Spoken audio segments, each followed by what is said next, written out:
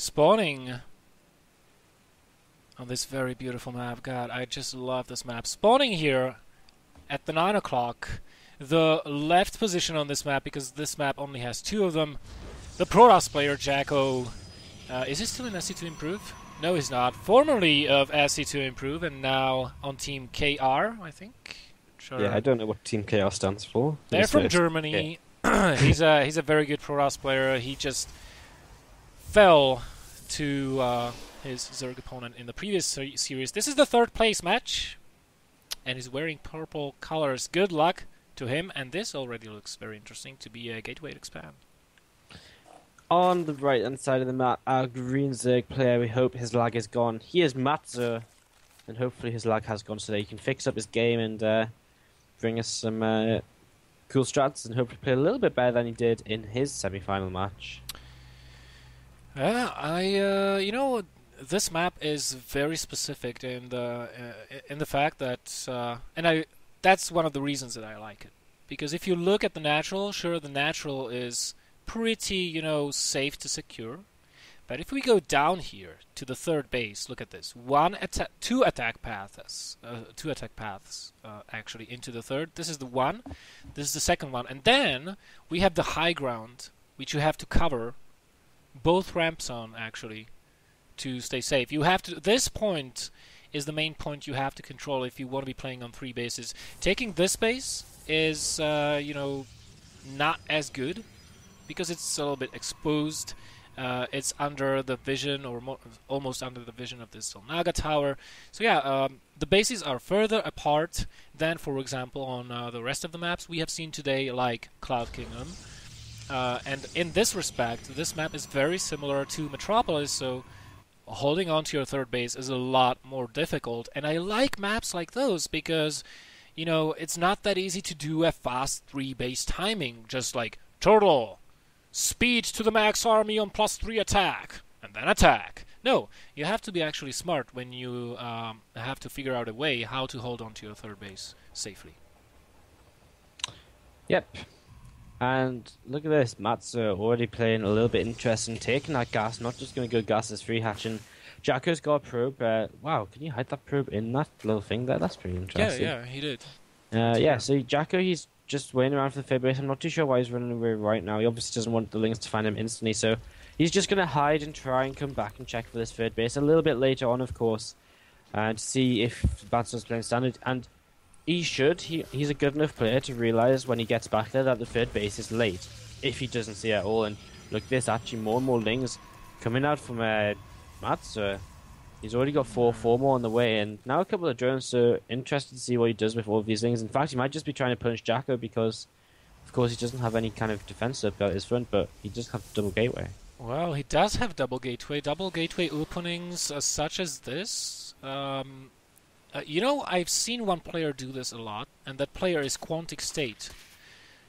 Formerly of Quantic, by the way, because they have been reformed recently, but did not sign or offer the contract back to State.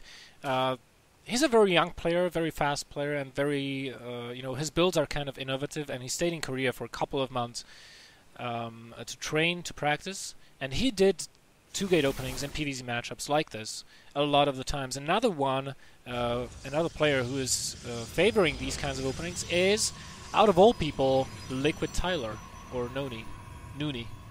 I was about to drop that knowledge bomb. Oh, sorry, yeah. I just stole it from you. Yeah, Liquid Noonie, he enjoys going against the 2-gate expands, and of course, when I said before, it's a bit weird to see maTTzour going for the gas. Of course it isn't, because it's a gateway expand, not a forge fast expand, so yeah, I should just slap myself and wake up a little bit. And yeah, maTTzour just dropping his 2nd gas right now. He's got his Rotron coming down much earlier than usual, which is completely correct against the gateway expand, especially against the 2-gate expand. So yeah, maTTzour playing everything out right now, and yeah, I was just being a bit silly with my previous comments. So. And we have what's up here? Oh, that's a pylon. Okay. So no tech coming out of JackO so far. Of course, that is not at all not understandable, since he invested gas into holy freaking crap 7 sentries. Those sentries are going to prove to be very valuable to him later on in the game. And right now, maTTzour, I think, does have enough links to secure map control, at least for the time being. So he should go back into producing drones. His lair is about to finish very shortly. I'm wondering what tech will he go for. And JackO, is he seriously doing the gateway sentry pressure? It looks like he very well might be. He's on the 4 gates, and he's got a lot of force fields, obviously, already, and he's now going to move out. But look, there's roaches already on the way for maTTzour. He's already got speed. He's got +1 star. That won't kick in time to defend this, but I really think he's just going to... I mean, he's got 3 bases. He's got so many lava on his third, which he isn't using yet. But as soon as he does begin to use that, he's going to be able to just make so many units. And, yeah, right then, starting to use it. And, yeah, this attack from JackO shouldn't be able to do too much unless the force fields are amazing. You know, one thing that I really think is really bad for JackO is he does not have a proxy pylon for reinforcing this. So, you know, if he needs to retreat and warp in some more Zos to hold off, then he's not going to be able to. Nice force fields, but all those force fields are doing is preventing the army from attacking. maTTzour is just trying to go around. No, he's waiting for the force fields to fall, but look at the energy on these sentries. There's a lot of force fields still remaining. And his third base is under attack. I really think that JackO will be able to kill that. I think this is a build which is specifically kind of designed for this map. Just look at that. He knows he can just get away. And yeah, I mean, that was just the hell? Right? That was like, maTTzour couldn't do anything at all. He didn't have any. He could have maybe gone the long way around, but I think that would have been too late. At least maybe then he could have picked off the army. But JackO, he lost nothing there. And look at the supplies. 40 probes to 43 drones, 36 army size to 32. Zerg is in a really bad spot here. Wow, that was yeah, that was a little bit like. And we have +1 armor on the way. We have Twilight Council on the way. We have Robo on the way, and JackO is going to look to transition into. Into tier 3 tech here in a moment, while maTTzour has to just now start producing infestors or do something with that infestation pit. And why make DTs? There's no need for that. So far ahead, and he's making a dark shrine. The only dark shrine one behind. Why, JackO? Why do you do this to us? Okay, guys, we are changing the metagame right now. We are changing the strategies. We are saying, when ahead, Dark Shrine. So that you can go behind and make the Dark Shrine seem like a good decision. so that when you do get behind, you'll have that Dark Shrine already up. Yeah, none of the casters will be bashing you for why have you made it. And everybody was like, oh, he expected this situation. He knew he was going to be behind because he will throw his army away. So that's why he made it in advance. There you have it. I just don't get it. I don't, like, maybe he's just going to harass with DTs, and then if it doesn't work, make them into Archons and just push. Yeah. But he has to go off 2 bases. His third base, like, sure, he killed the Zerg's third base could have been up long ago, and the Zerg base is now back up as well. So if JackO doesn't do something about this, he's going to fall behind. However, he is beginning to harass the third with some zealots. Yeah, but there is nothing to harass there actually, because I was just trying to or going to comment on this, that maTTzour still only on 62 drones. He does not have very much in the sense of economy. Third base for the Protoss goes up, and well, this time Matt did not even scout that. He doesn't know if a 2-base timing is coming or if a third base is going up. He needs to scout that because, DT's at the third. What the hell? No detection anywhere. He's got fungals, but he's going to have to use 3 fungal growths to take them down, and that's kind of worthwhile anyway. Yeah, one more DT, man. And yeah, finally Matt's seen where it is and just saving his third base. But I mean, yeah, these DTs so far useless. I mean, they've got 3 fungals. That's not worthwhile. He needs to get over here with this next. Wait a minute. Yeah, exactly. He's sending more DTs, and this Overseer will be done in time. I mean, it's always smarter to wait with the DTs and wait until the Zerg army moves elsewhere, and then you can finish off the hatch. As it is, look at this. He sees the DTs. There are even spore crawlers in position. He's trying to go after some of the drones, but only gets 1 kill, and not anymore. And This is why you just didn't. This is why you just don't go DTs. get something else, invest in tech, do a huge push now. It's kind of frustrating to watch, man, because like Yeah. it's not like one of them mistakes where you're like, oh well, he didn't know that the guy went Muse, so of course you can see him putting the Robo Bay down instead of the Temple Archives. No, he knew what position he was in. He killed that third base, and to go DTs after is just throwing away that lead he got himself. Yeah, and right now, Matt is getting his Hive, he's getting his Spire, both started at the same time. 30 Morlings on the way, a lot of Roaches. He's just going to keep the Protoss busy. The Robo Bay for the Protoss is extremely late. 14-minute Robo Bay. How often do you see that? That is just not right. The upgrades are pretty good for the Gateway army, but, you know, Matt does not want to engage. Matt doesn't want to kill this army. He wants to keep the army back home so that he can get buy himself some time to get that Hive up, to get that Greater Spire, to get those Broodlords, to mass infestors, generate energy, all that good stuff, and I don't really know. He needs to be careful. Infestors in the front here. Nice one going down this. He's actually looked like he wanted to pick the fight there, but 2 Infestors will get picked off by the Force Fields, and JackO is even at the surprise. More go down. And yeah, maTTzour, he's trying to hold this army back, but JackO looks like he will push now. But again, this push could hit earlier. This push could have hit stronger if he didn't go for DTs. So I still don't agree with the DTs at all. And maTTzour now finally going to take a 4th base, which again is a little bit late considering the circumstances. And it's kind of that which might allow JackO to hit this timing here still. He's got a lot of Roaches, but there's a lot of Force Fields still because JackO's been really good all game. He's kept a lot of them sentries alive. Well, if he hits now, I mean, Fungals are the only thing that will save Matt right now. He is maxed though. Where are the Fungals, Matt? Here come the Force Field, isolating the Infestors completely, allowing the Protoss army to gain high ground vision and go up. But JackO looks like he does not really want to commit, does not really want to engage there. Here he comes up again. The sentries are at the front. Yeah, the sentries in the front. They're dropping a lot of Force Fields. So many Force Fields going down. But look at this. The Mortals can't get in range of the Roaches right now. And maTTzour, he's holding for now. However, his Infestors are starting to run out of energy. But look at this. The sentries are also running out of energy. The Roaches getting very close to this army right now. Are the Mortals in the back there enough as more Fungals cover the whole of the Oh, still energy remaining for the Fungals, and one more Fungal goes down. Now the Stalkers are free to move, the Immortals are free to move, but the Ling reinforcements come in. The Greater Spire is finishing. Do we have any Corruptors out? No, we don't have Corruptors out. So yeah, JackO is doing a great job, but maTTzour, he's just kind of let his inject slip. He's got 1500 right now. He should be able to afford Broodlords, but he doesn't have the time to make them because he's just kind of forgotten for a moment, and JackO will back off with this. maTTzour has held the free base timing from JackO, and I'm going to say again, don't Dark Shrine when you're so far ahead. Yeah.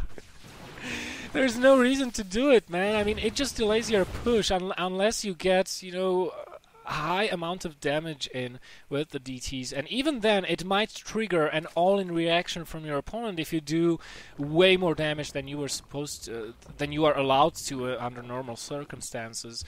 And now Matt is investing into Spinecrow's DTs will take out this 4th base in the meantime because frankly the army and the detection was just too late. Yeah, the Fungal going to go down, clear up them DTs. So that's a nice win for JackO there. Denies the mining on that 4th base, especially the gas mine, for quite some time, and he's going to take his own 4th base in the meanwhile. So both these players heading up the 4th bases once again, and maTTzour, the good thing for him is he's got Broodlords on the way now, and yeah, I mean, JackO, he's only just starting Colossus production. Well, he's got one out, his extended Thermal Lance is about to finish, but it's 20 minutes in the game, and yeah, it's so many more Corruptors can still come out from maTTzour if he wants them. I don't think Colossi at this stage of the game are really all that viable, because if Matt is smart and keeps a a high number of Corruptors alive to take care of the Mothership and the Colossi, you know, the Colossi are gonna just fall so damn fast. If you have enough Corruptors, you just dive in, kill all the Colossi, snipe the Mothership, retreat, more Broodlords, Fungal. And that's so hard to deal with, and it's, you know, when your opponent has anti-Colossi air units, it's just, I don't think it's really viable going Colossi. I think Storm is better, and a lot of Stalkers is better, and having a Mothership on the way is better as well. Not to mention High Templars can feed back Infestors, you know? Yeah, definitely, and yeah, that's a huge thing about late game is PvZ. The feedbacks are so important, and JackO, if an observer sees this army moving in now, behind this maTTzour, he's got a 4th base up. He's got his 5th base back up again. Sure, they're a little bit late, but this army right now is very strong from maTTzour and JackO. Well, he's got Blink, sure. He's got a couple of Colossi, sure, but there's these 5 Broodlords he has to deal with first, so can he deal with them is the question. The Mothership's about halfway done. Mothership's not a vital part of this next engagement because it's not that point in the game where there's mass Broodlord, and you really need the Vortex, but yeah, so Templar... Oh, nice Blink and into the Infestor sniping. 1, 2, 3 Infestors before the Fungals go down. A lot of Infested Terrans protecting those Broodlords from the Stalkers, and very wisely JackO retreats after having lost like half of his army there, because he knows he cannot fight this, but neither can Matt, neither does he want to at this point. You know what is interesting about this engagement is that the Zerg, you know, usually you see the Zerg on like 80, 90 drones. Matt did not go over 70 this whole game, so that makes his army that much more bigger than what you usually see out of Zergs. And this map isn't actually that great right now for Zerg. Isn't actually that great in this situation for Matt though, because I mean, we have a little bit of a pause probably for lag. So this map's not the best for late game EVP because the Spinecrawler wall isn't going to defend the like just one base, like all of your bases. Like you can't defend your 4th with like loads of spines. You can't defend your 5th at the same time with it. So you know you can't get the Spinecrawler wall up here. And Matt, that makes his army that little bit more vulnerable, not having the Spinecrawlers underneath it to completely protect them Broodlords. So he's in a risky position out in the middle of the map with only a few Infestors and a few Broodlords. So we'll see if he can make this work. Otherwise, I think JackO's got a pretty decent chance now the Mothership's out, the Templar Archives is up, and his upgrades are in a really nice position as well. Mm-hmm.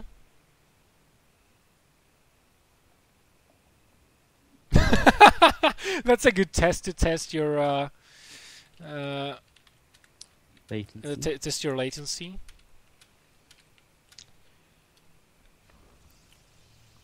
So yeah, there we go. 3, 2, 1, we're off, and yeah, maTTzour, he's sitting here with this maxed out army. Is it enough though, JackO? He's warping in some DTs. I'm not sure if they shouldn't be for Archons because, well, that wouldn't make sense because he's got Templar Archives up and High Templar cheaper. But yes, they are. So maybe just not realizing that he has in fact got the Templar Archives up.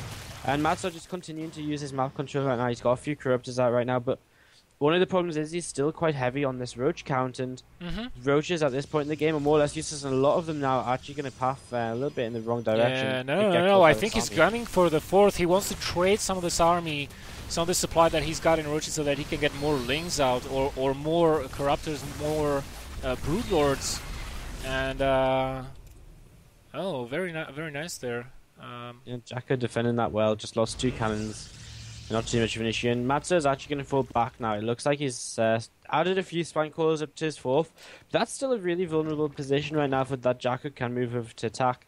Yeah, maTTzour, his drone count only on 61, so he's not getting that much income compared to JackO, who's up on 76. So JackO's going to mine out faster. So as long as these players continue to trade evenly, JackO will be in the better position. The problem is, it is hard to trade evenly against a lot of Broodlords unless you hit a Vortex, like a really good Vortex. Yeah, like the way to go for Protoss this stage of the game basically is harass with like 3, 4 Warp Prism, keep them rolling, keep them constantly producing out of double robo, and just keep warping and stuff all over the place. Pull your opponent apart as much as you can before he actually manages to build tons of Spinecrawlers at all his expansions. And you know, one thing I'd like to point out is JackO is right now taking his 5th base. Now, as the number of bases and resources get mined out, look at the top base here that JackO would ordinarily be taking as his 6th. It's completely creeped. Whereas the base at the bottom, at the 5 o'clock, that Matt would ordinarily take, is not creeped. He can take that if he extends the creep over there, and he can actually deny late game economy for JackO for quite a long time, because he's not looking like he will be clearing that out.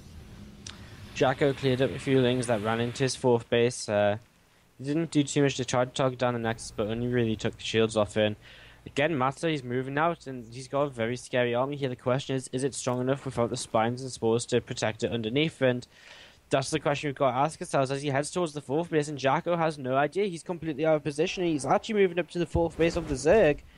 And yeah, he knows about this now. Instantly turns around, realizing, hey, I have to go fight this. And we'll see if he's going to be able to. I don't think so. I mean, the Zerg has high ground position. But there's Broodlords are all clumped up, and he's going to start splitting them now. There's still a lot of them clumped up, and in it's fact, a pulling lot them of them out of back. position.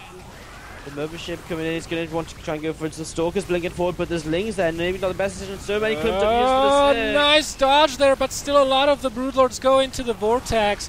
Nice positioning here by Matt. And the Corruptors are trying to go for the Mothership, but there's just too many units. Second Vortex being dropped, and you know, those Archons need to go inside.